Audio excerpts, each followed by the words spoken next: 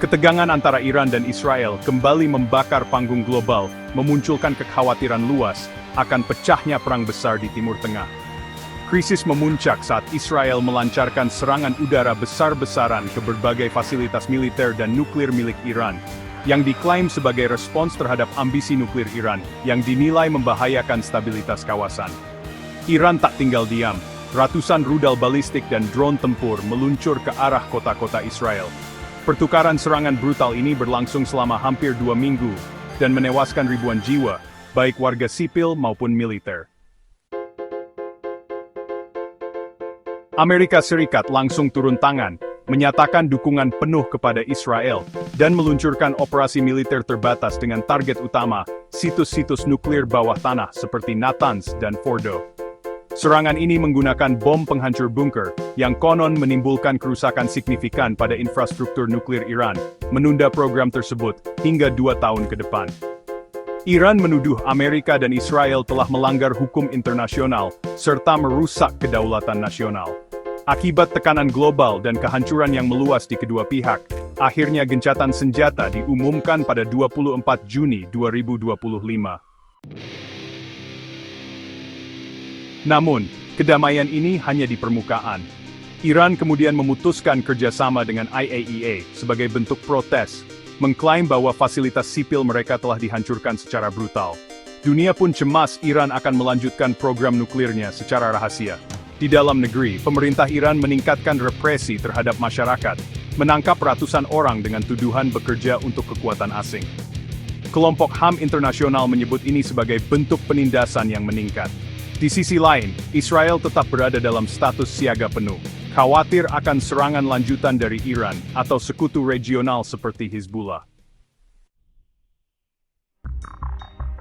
Amerika Serikat memperkuat posisi Israel dengan menjanjikan bantuan senjata lanjutan, termasuk bom penghancur bunker dan pesawat pembom strategis. Meski kontak senjata langsung telah mereda, hubungan Iran-Israel masih dalam kondisi rapuh. Kedua belah pihak menunggu langkah lawannya, sementara dunia internasional mencoba memaksakan jalur diplomatik. Tapi tanpa perjanjian menyeluruh tentang program nuklir dan keamanan regional, Siftenis et Plospetamp de Phenomzes. Dalam perkembangan lain, Rusia menunjukkan sikap tidak netral, bukan hanya mendukung Iran secara diplomatik, tetapi juga diduga menyuplai drone tempur kepada Teheran. Nah, mengapa Rusia bersedia mengambil risiko sebesar ini demi Iran? Jawabannya terletak pada kepentingan geopolitik jangka panjang. Kremlin melihat konflik ini sebagai kesempatan untuk memperluas pengaruhnya di Timur Tengah, dan mengimbangi dominasi Amerika dan NATO. Dalam pidatonya, Presiden Putin menuding konflik ini sebagai akibat dari kegagalan strategi Barat. Ia menegaskan bahwa Rusia tidak akan tinggal diam jika ketegangan ini bereskalasi lebih jauh. Yang menarik, kerjasama Iran-Rusia sebenarnya telah dikukuhkan sejak awal tahun dalam bentuk perjanjian strategis jangka panjang. Perjanjian itu mencakup pertukaran intelijen, kerjasama militer, dan dukungan logistik.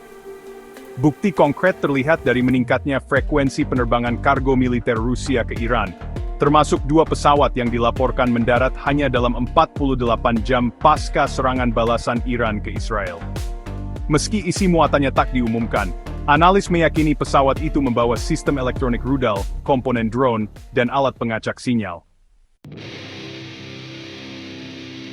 Rusia tampaknya memilih jalur zona abu-abu, tidak melanggar hukum secara terang-terangan namun cukup provokatif untuk menunjukkan keberpihakan. Meskipun Kremlin menyangkal keterlibatan langsung, suara lebih keras datang dari tokoh-tokoh seperti Dmitry Medvedev, mantan Presiden Rusia, yang menyatakan bahwa setiap dentuman rudal Iran di Tel Aviv adalah peringatan bagi tatanan dunia yang tidak adil. Meskipun Rusia belum mengirim pasukan atau menyatakan perang secara terbuka, peran mereka di belakang layar cukup dominan. Moskow aktif membela Iran di forum internasional, dan menyalahkan eskalasi pada provokasi Barat. Bahkan dalam serangan balasan Iran terhadap pangkalan Amerika di Qatar, disebut-sebut ada restu diam-diam dari Rusia. Selain itu, Rosatom tetap melanjutkan kerjasama dengan Iran dalam pengembangan energi nuklir sipil, meski tekanan Barat semakin meningkat. Kolaborasi ini dipertegas lewat kunjungan teknis baru-baru ini ke fasilitas nuklir Iran. Pada level strategis, ada dugaan bahwa komponen drone Iran generasi terbaru sebenarnya memakai teknologi avionik dari Rusia. Ini bukan sekadar kerjasama logistik, tapi transfer teknologi militer yang mengakar sejak dekade lalu. Beberapa pihak bahkan melihat Iran sebagai mitra produksi baru bagi sistem drone Rusia, sebuah simbiosis strategis di tengah isolasi ekonomi akibat sanksi global. Lebih jauh, hubungan trilateral Iran-Rusia-China semakin terbuka. Dalam forum Shanghai Cooperation Organization, ketiga negara sepakat memperdalam integrasi militer untuk menyeimbangkan kekuatan Barat. Iran kini berada dalam orbit kekuatan Eurasia yang tak lagi puas jadi penonton. Meski belum ada aliansi formal sekelas NATO, kerjasama ini sudah cukup menjadi pencegah kolektif yang menggoyang struktur geopolitik Timur Tengah. Dan yang lebih penting, Rusia menunjukkan bahwa mereka bersedia menyuplai sistem rudal dan drone, meskipun berhati-hati dalam hal senjata ofensif berat seperti jet tempur dan teknologi nuklir. Fakta bahwa Rusia menahan diri dalam ekspor sistem strategis menunjukkan kalkulasi geopolitik yang cermat. Rusia juga mempertimbangkan bahwa lebih dari 1 juta warga Israel merupakan keturunan Rusia atau ex-Uni Soviet. Banyak dari mereka tinggal di kota yang kini menjadi target serangan Iran. Ini menjadikan kebijakan Moskow semakin kompleks. Bukannya terjun langsung, Rusia memilih bermain dalam bayangan cukup dekat dengan Teheran untuk menjaga pengaruh, tapi cukup jauh agar tidak kehilangan posisi diplomatik di Tel Aviv. Tawaran bantuan militer Rusia awal pekan ini pun ditolak Iran, karena dianggap tidak sesuai kebutuhan di lapangan. Ini menunjukkan adanya perbedaan pendekatan antara dua sekutu tersebut. Perjanjian pertahanan yang diumumkan tahun lalu hanya berlaku jika salah satu pihak diserang secara eksistensial. Dalam konteks konflik dengan Israel, Moskow belum menganggapnya cukup mendesak untuk intervensi langsung. Namun, bocoran dokumen menunjukkan bahwa Rusia siap terlibat penuh jika Iran diserang oleh kekuatan besar seperti NATO. Sementara itu, keunggulan Iran juga terletak pada persenjataan yang mereka miliki. Salah satu senjata yang jadi sorotan adalah rudal balistik jarak menengah, Khorramshahr 4 dan Sejil. Ini adalah kali pertama rudal terbesar Iran digunakan dalam operasi nyata. Dalam serangan yang disebut True Promise 3, Iran benar-benar menunaikan janjinya untuk membalas serangan Israel. Rudal ini tak hanya simbol kekuatan, tapi juga pesan strategis. Khorramshahr 4 punya jangkauan lebih dari 2.000 km dengan hulu ledak seberat 1 ton. Rudal ini membawa sistem Maneuverable Reentry Vehicle, memungkinkan hulu ledaknya bermanuver di fase terminal untuk menghindari intersepsi. Bahkan sistem pertahanan canggih seperti Iron Dome dan David Sling, kewalahan menghadapi kecepatan dan manuver rudal ini. Keberhasilan Iran menembus pertahanan udara Israel menjadi pukulan telak. Ini memfaitsening dan tak ada sistem perbatasan yang benar tak tertambas. Operasi True Promise bukan sekadar pembalasan, tapi juga deklarasi bahwa Iran kini aktor strategis global. Video-video dari akun pengamat konflik memperlihatkan kilatan rudal dan ledakan besar di Tel Aviv dan Haifa. Beberapa rudal bahkan menghantam infrastruktur penting, memicu kebakaran dan pemadaman listrik. Untuk pertama kalinya, Iran menyerang langsung tanpa menggunakan proksi seperti Hizbullah atau Houthi. Serangan ini mengguncang persepsi kekuatan militer Israel dan menciptakan celah besar dalam rasa aman nasional. Rudal ini melewati 3 fase penerbangan, peluncuran cepat fase luar atmosfer dan fase terminal dengan kemampuan manuver yang mengecoh radar. Analis menyebut bahwa versi masa depan dari rudal ini bisa membawa hulu ledak terpisah untuk beberapa target. Jika ini terbukti, Iran bisa jadi negara non-nuklir pertama dengan kemampuan serangan multi-target dari satu rudal tunggal. Dunia harus memperhitungkan ulang posisi Iran di peta militer global. Rudal buatan dalam negeri ini menjadi simbol kemandirian strategis dan menunjukkan bahwa ancaman terhadap Iran akan selalu dibalas. Operasi ini bukan akhir, tapi awal dari doktrin pertahanan baru Iran, menyerang dulu jika diserang.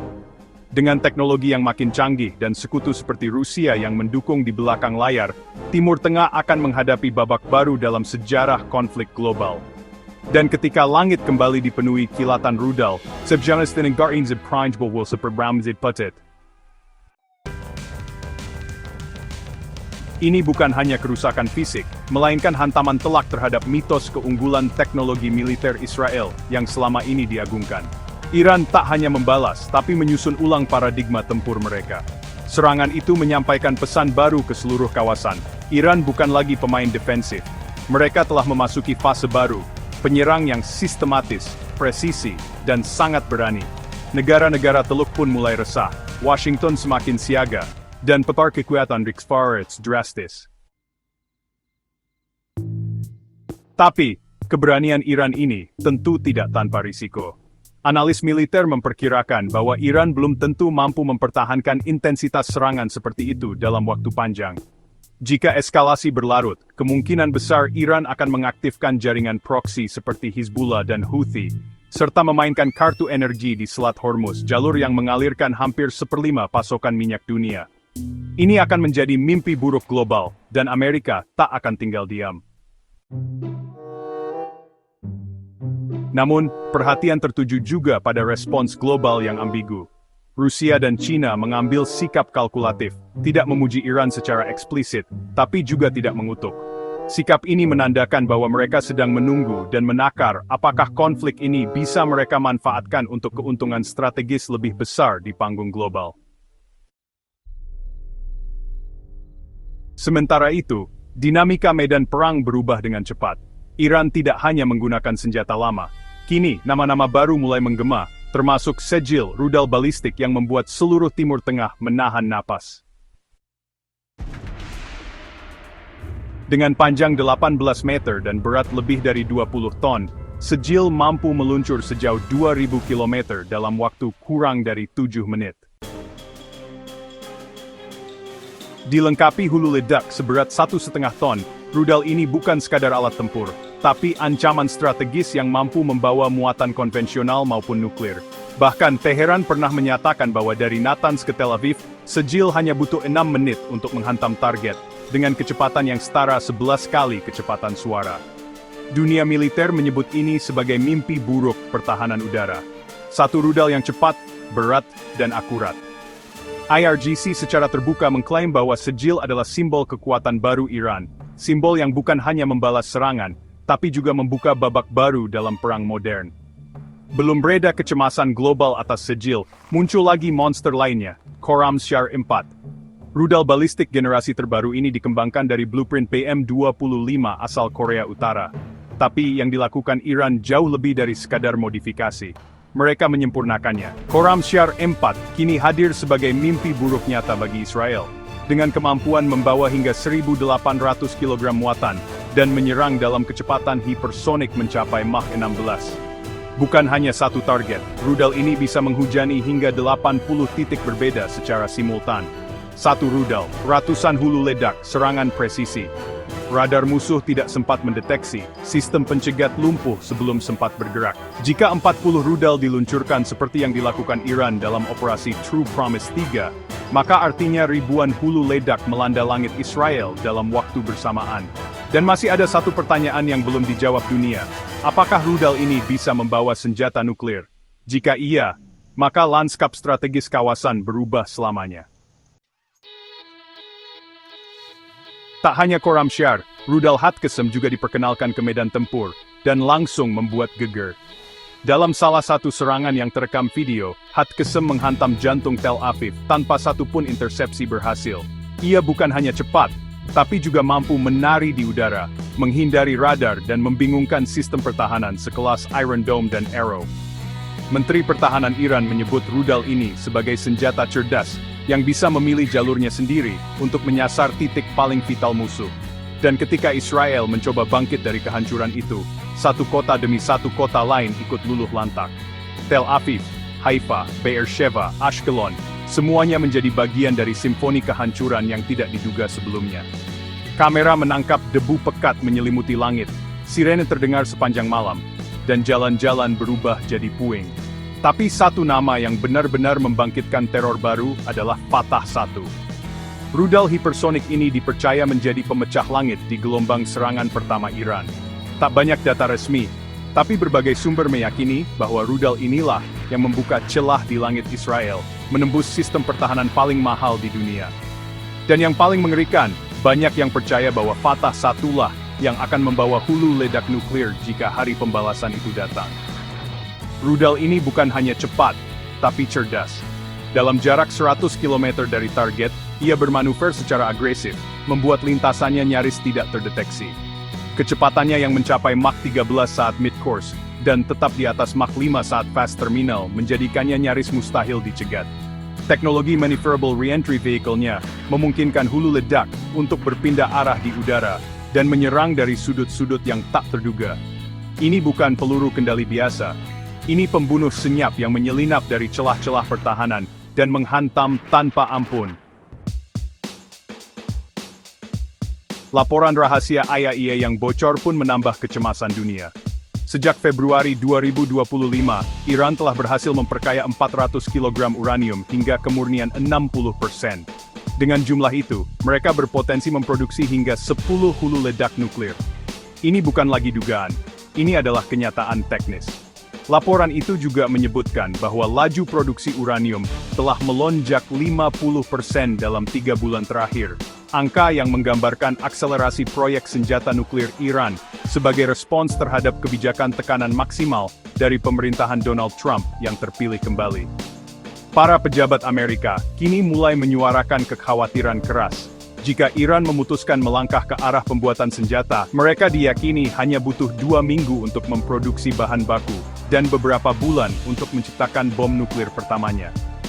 IAEA sendiri dalam laporan terbarunya mengonfirmasi bahwa aktivitas tersembunyi Iran sudah berlangsung sejak 2 dekade lalu. Dan meskipun puluhan situs nuklir telah dihancurkan oleh Israel, tidak ada jaminan bahwa semuanya benar-benar sudah dilumpuhkan. Dunia kini hidup dalam ketidakpastian. Karena tak ada yang tahu pasti apakah Iran sudah punya senjata nuklir atau belum. Terutama setelah bendera merah dikibarkan di atas Masjid Jamkaran. Dalam tradisi Iran, merah bukan hanya warna. Itu adalah lambang darah yang belum dibalas dan dendam yang belum tuntas. Dan ketika simbol itu berkibar, dunia tahu ini belum berakhir.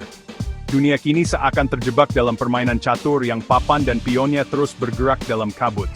Di satu sisi, Israel, negara yang selama puluhan tahun berperan sebagai kekuatan penentu di Timur Tengah, kini berada dalam posisi defensif yang belum pernah terjadi sebelumnya. Di sisi lain, Iran terus menaikkan taruhan. Dengan rudal-rudal hipersonik, persediaan uranium yang menggunung, dan proklamasi simbolis lewat bendera merah, mereka mengirim sinyal ke seluruh dunia, waktu mereka telah tiba. Tapi ini bukan hanya soal teknologi atau militer. Ini tentang psikologi kekuasaan. Tentang bagaimana satu negara yang selama ini disangsi, dikucilkan, dan dicurigai, tiba-tiba menjadi pusat perhatian, menjadi aktor yang bukan hanya menanggapi, tapi menentukan jalannya babak baru sejarah. Namun, Israel tidak tinggal diam. Laporan intelijen menyebutkan bahwa pusat-pusat komando militer Israel kini telah bergeser ke wilayah bawah tanah, dan pesawat-pesawat tempur generasi kelima mulai berjaga di sepanjang garis front. Serangan udara terhadap depot senjata Iran di Suriah dan Irak kembali terjadi. Dan yang lebih mengkhawatirkan, sistem nuklir Israel yang selama ini diselimuti kabut kerahasiaan, mulai disebut-sebut oleh pejabatnya sendiri secara terbuka. Menteri Pertahanan Israel bahkan dalam wawancara terakhirnya tidak lagi menyangkal bahwa Tel Aviv siap menggunakan semua opsi yang tersedia untuk mempertahankan eksistensi negaranya. Sebuah kalimat yang bagi para analis berarti satu hal, nuklir. Terutama setelah bendera merah dikibarkan di atas Masjid Jamkaran. Dalam tradisi Iran, merah bukan hanya warna. Itu adalah lambang darah yang belum dibalas dan dendam yang belum tuntas. Dan ketika simbol itu berkibar, dunia tahu ini belum berakhir. Namun, Israel tidak tinggal diam. Laporan intelijen menyebutkan bahwa pusat-pusat komando militer Israel kini telah bergeser ke wilayah bawah tanah. Dan pesawat-pesawat tempur generasi kelima mulai berjaga di sepanjang garis front. Serangan udara terhadap depot senjata Iran di Suriah dan Irak kembali terjadi. Dan yang lebih mengkhawatirkan, Sistem nuklir Israel yang selama ini diselimuti kabut kerahasiaan, mulai disebut-sebut oleh pejabatnya sendiri secara terbuka. Menteri Pertahanan Israel, bahkan dalam wawancara terakhirnya, tidak lagi menyangkal bahwa Tel Aviv siap menggunakan semua opsi yang tersedia untuk mempertahankan eksistensi negaranya. Sebuah kalimat yang bagi para analis, berarti satu hal, nuklir. Konflik ini bukan lagi soal Gaza, bukan lagi tentang milisi di Lebanon, bahkan bukan hanya tentang hegemoni di kawasan. Ini tentang dua poros kekuatan yang perlahan-lahan terikat dalam spiral destruktif yang bisa menyeret seluruh dunia. Amerika Serikat, meski berada ribuan mil jauhnya, kini menambah kekuatan militernya di Laut Mediterania Timur. Kapal induk kelas Ford dikirim, sistem THAAD dikerahkan di pangkalan-pangkalan Teluk, dan pasukan tambahan mendarat diam-diam di pangkalan Al-Udeid, Qatar. Sementara itu, Rusia yang sedang sibuk di Ukraina, tampaknya tak ingin melewatkan kesempatan ini. Armada Laut Hitam dilaporkan telah bergerak ke arah Laut Kaspia, dan aktivitas satelit militer Moskow di atas Iran meningkat tajam. China, dengan caranya yang khas, masuk lewat jalur diplomasi ekonomi. Mereka menawarkan mediasi, tapi juga diam-diam mempererat hubungan dagang minyak dengan Teheran. Dunia kini berjalan di atas tali tipis, di mana satu kesalahan kecil bisa memicu reaksi berantai. Sebuah rudal nyasar, laporan intelijen palsu, atau bahkan provokasi oleh kelompok non-negara, bisa menjadi percikan awal dari konflik yang tak bisa lagi dikendalikan. Dan dalam bayang-bayang itu semua, rakyat biasa yang paling menderita. Di Tel Aviv, rumah-rumah kini dilengkapi ruang bawah tanah darurat, sekolah-sekolah dipindahkan ke bunker, prap dan warga tidur dengan pakaian lengkap, berjaga jika sewaktu-waktu sirene meraung. Di Teheran, antrean panjang mengular di SPU, bukan karena kelangkaan, tapi karena ketakutan bahwa serangan Israel bisa menghancurkan fasilitas energi dalam semalam.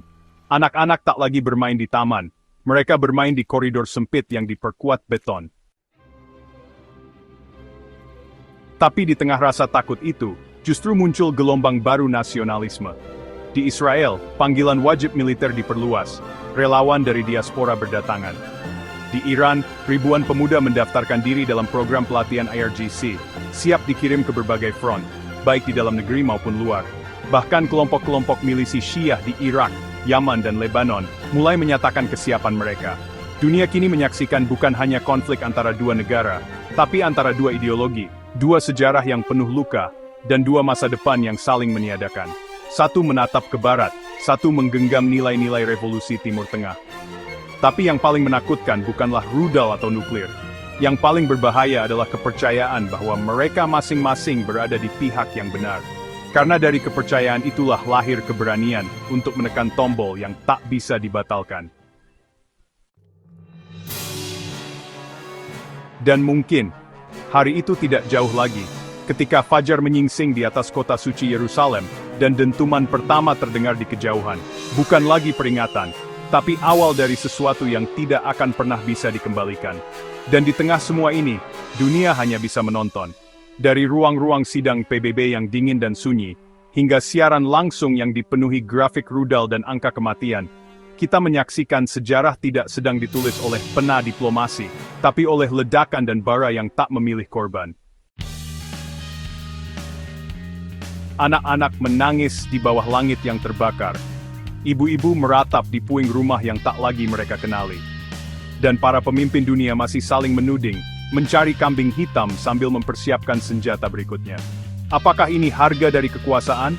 Apakah ini jalan yang harus ditempuh demi martabat negara dan nama besar yang terukir di bendera? Atau sebenarnya, kita semua sedang bergerak menuju satu titik di mana perang bukan lagi soal menang atau kalah, tapi soal siapa yang pertama kali kehilangan kemanusiaannya. Bila Iran benar-benar telah mendekati senjata nuklir, dan Israel merasa waktu sudah habis, maka dentuman berikutnya bukan lagi serpihan baja biasa, tapi mungkin akan datang bersama cahaya putih menyilaukan, kilatan yang dalam sekejap bisa mengubah ribuan tahun peradaban menjadi debu radioaktif. Di masa depan, ketika generasi baru membuka buku sejarah dan melihat babak kelam ini, satu pertanyaan akan terus menggema. Kenapa tidak ada yang menghentikannya saat masih bisa? Karena jika jalur ini tak dialihkan, maka kita semua dari Teheran hingga Tel Aviv, dari Washington hingga Jakarta, hanyalah penumpang dalam kereta yang melaju kencang menuju jurang. Dan mungkin, kita akan sadar terlalu terlambat.